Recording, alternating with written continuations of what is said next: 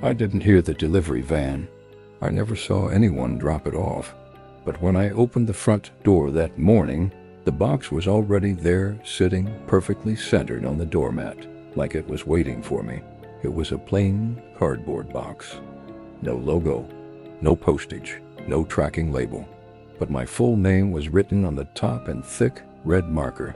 First name, last name, middle initial, all spelled correctly. The handwriting was messy, slanted, almost rushed, like someone had scribbled it down in a panic. Just a compact, silent box sealed tightly with clear tape. I took it inside, set it on the kitchen counter, and hovered over it for another 5 minutes before I finally cut it open. And under my name, my home address, every digit accurate. At first, I assumed it was a prank. I lived alone in a quiet neighborhood, just far enough outside the city that nothing exciting ever really happened. A weird package wasn't terrifying. It was just weird, but something about it felt off. The red ink looked too dark. I said yes. They didn't tell me much, just that they needed to run it through the system. One of them mumbled that it might match an ongoing investigation. Almost brown. I stared at it for a full minute before picking it up. It was light, no rattling inside, no shift in weight. The man in the Polaroid had been reported missing 3 days ago. His name was Daniel Avery, and he disappeared after work. No history of mental illness, no criminal background, just gone. Same red marker, same handwriting. Only this time it wasn't addressed to me, and figured they'd keep me in the loop if they found anything. But they didn't. Weeks passed, then months, no arrests, no updates. And apparently, the setting in the photo matched the layout of his father's unfinished basement in a suburb 20 miles away. Inside, there was just one thing, a single square Polaroid photo wrapped in crumpled butcher paper. Took the box. Flyers went up, but nothing ever came of it. Questioned me again. But that neighbor? She was never seen again. I ran over immediately, knocked, rang the bell, shouted her name. No answer. I tried calling. Straight to voicemail. I stood on her porch for 10 full minutes before walking back to my house and staring at the box on her doormat. The official report called it an accident. But now they weren't so sure. I didn't recognize the person in the photo. It was a man, maybe early 30s, with duct tape over his mouth and his wrists tied behind his back. He was sitting on the floor of what looked like a basement. Concrete walls, one bare light bulb hanging above, and what might have been a furnace in the corner. But when I handed them the photo, one of the officers went completely still. His partner leaned over to look, and something shifted in both their expressions. That guarded kind of recognition. His eyes were open, wide, staring directly into the camera. But what got me most wasn't the fear in his face. It was the smears of dark red on his shirt, his chest, the floor beside him. It looked like he'd been bleeding for a while. I dropped the photo. At that point, I was panicking. I grabbed the photo using a napkin, slid it into a plastic Ziploc bag, and called the police. 2 officers came to the house within the hour. I expected skepticism, maybe a quick statement, a shrug. They exchanged a look and asked if they could take the photo with them. I didn't sleep that night. The next morning, they called me back. The kicker? That basement had burned down 2 nights before I got the package. I thought that would be the end of it. I gave my statement, handed over the box, and then just when I'd started to push it out of my mind, another package arrived. Same box. It was addressed to my neighbor 2 houses down. I panicked. I didn't touch it. I didn't even breathe near it. I called the police again. They came quickly this time. Her family filed a missing persons report. Last week, I saw a box on the porch of a house 3 blocks away. Same size. Same red ink. It's moving closer. And I haven't opened my front door in 4 days.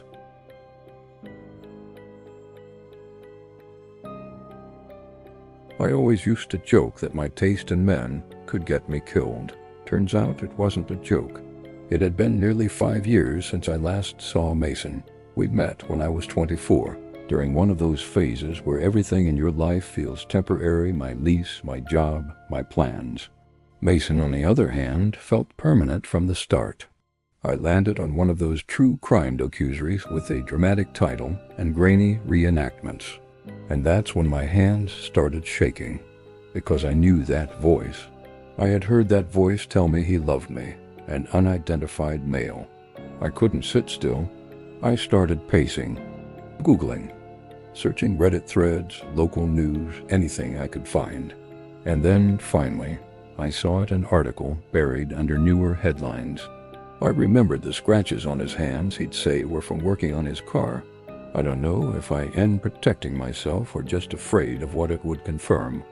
Every few months I check online for updates to see if any new victims have been identified or if Mason's trial date has been set. Sometimes I wonder if he thinks about me, if he knew I'd find out, if I was ever supposed to. The stains on his shirts, the way he once snapped at a waitress for no reason and then smiled like it hadn't happened. I triple-check my locks. I keep my lights on longer than I should. And I can't stop thinking about the fact that monsters don't always show their teeth.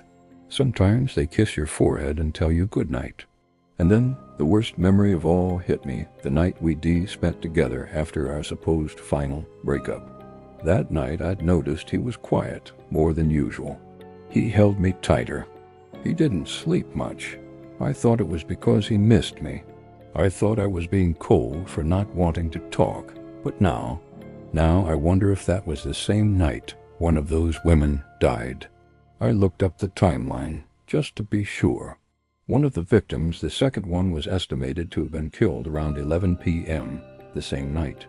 The same hour I was lying in bed next to him, drifting off to the sound of his steady breath. They had arrested someone 6 months after the documentary aired. The suspect's name was Mason Carter, charged in connection with 3 murders, possibly more.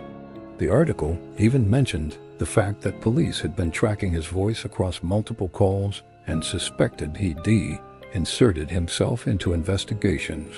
I had heard it whisper in my ear while I fell asleep. I had heard it laugh during dumb movies and mutter in frustration when his car wouldn't start. It was Mason. I was so sure of it I actually laughed out loud, one of those nervous, stifled laughs that come out when your brain tries to reject what you know must be true. The kind that usually doesn't faze me. But this one was different. The episode opened with a woman's body being found behind an abandoned building, wrapped in a shower curtain, her wrists duct-taped. I almost changed it. Something about the visuals felt too real, too recent. But curiosity is a strange thing. You never notice you've gone too far until it's already too late. He had this quiet confidence, always calm, always composed, the kind of guy who never raised his voice even when he was angry. And he was charming in that specific, insidious way that doesn't feel like flirting. It feels like gravity. You just find yourself leaning toward him without knowing why. We dated for 1.5 years. At first, it was all candlelit dinners, late-night drives, long walks with deep conversations, that kind of thing. But it started unraveling slowly, little lies, inconsistencies in stories he'd already told me, random nights where he'd disappear and not answer texts until morning, claiming he lost his phone or crashed at a friend's place. I should have pressed harder, but when you're deep in it, you learn to rationalize what hurts. You call it space. You call it boundaries. You pretend it doesn't make your stomach twist when he looks at you too long without blinking. The breakup was messy, mostly because it wasn't a clean break. I tried to end it 3 times before it finally stuck. Each time he'd show up with this heartbreaking look in his eyes, like he couldn't breathe without me. And part of me believed that. The last time I saw him, we spent the night together. I let my guard down. I told myself it was just closure.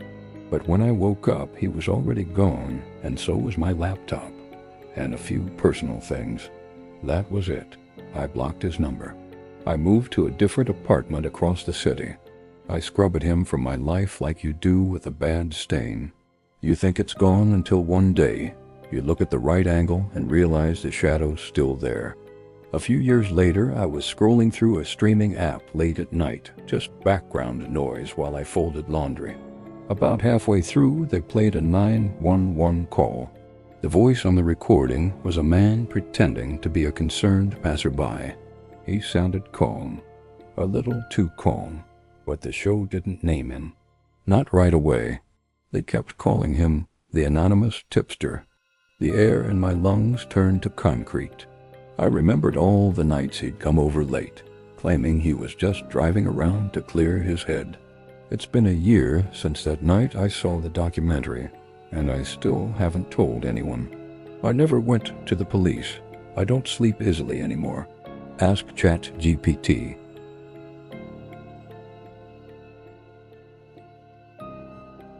They left at 7:46 a manic cloudy Thursday in October, just like the permission slips said they would. 23 students from a rural high school backed onto bus number 12, headed for the State Capitol Museum.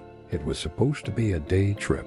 They had a packed lunch, a chaperone, and a route mapped out by the school board. They were scheduled to arrive by 10 a.m., do a tour, and be back before dinner. Everything was perfectly planned until they vanished.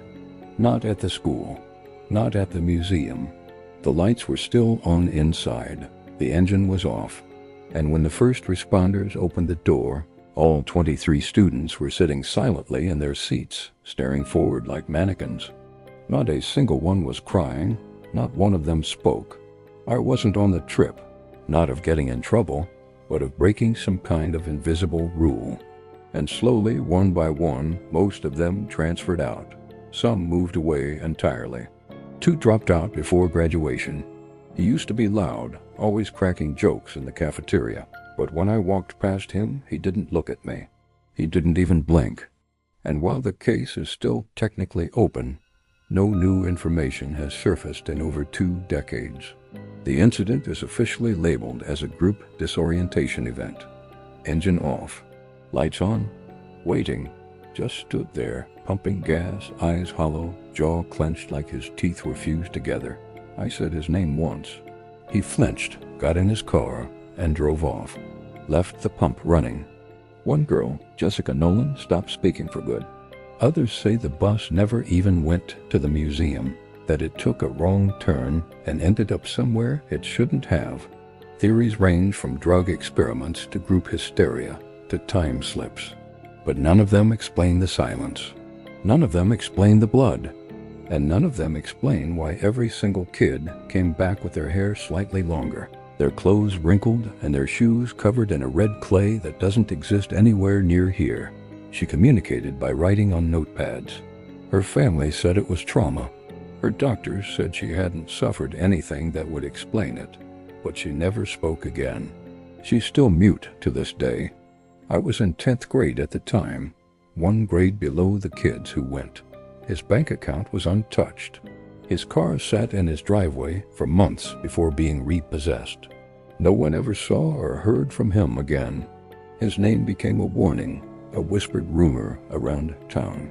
And every year on the anniversary of the field trip, someone leaves a red backpack on the edge of that empty lot where the bus was found.